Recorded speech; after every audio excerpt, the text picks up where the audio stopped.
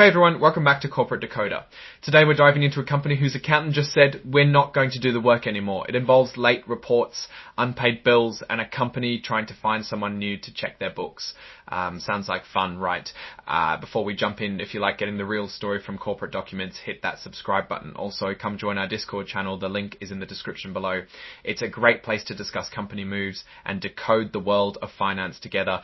Scroll as a report, date of earliest event reported, July 1, 2025 scroll. This report is called a Form 8K and it's basically an "Oops, something important happened." Notice that companies have to file with the Securities and Exchange Commission or SEC. The event happened on July 1 but was reported on July 7 of 2025. Scroll item 401Q's changes to registrant certifying accountant scroll. Big news here is about a change in accountants. Value Exchange International, the company we're looking at, got a message from their accounting firm, Grassi & Co. On July 1 of 2025, Grassi said they won't be doing the audit work for the company's financial year that ends in December of 2024. In other words, they quit. The company thinks this happened because they owe Grassi money, old bills. It seems they couldn't pay their accountant, so the accountant walked away. Now, the company has to find a new accountant. They're looking for a new firm to check their numbers.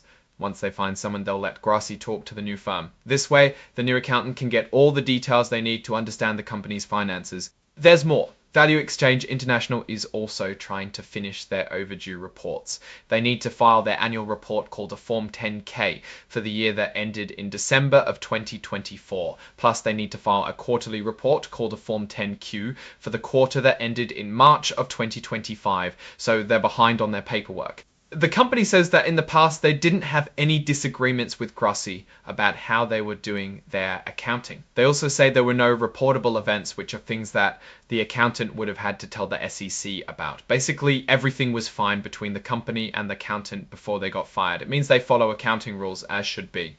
The company is including a letter from Grassi as part of this report. This letter is Grassi's side of the story. It says whether or not they agree with what the company is saying about why they quit. It helps provide transparency and a full view. Let's take a look at the letter from Grassi & Co., dated July 20, 2025.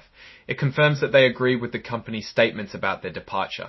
This means that according to Grassi, the company's description of the situation is accurate, and there are no hidden issues or disagreements that led to their decision not to continue as the company's auditor. Alright, so let's take a step back and look at the big picture here. Value Exchange International is in a bit of a mess. They couldn't pay their accountant, so the accountant quit. They're late on filing important financial reports. This doesn't look too good.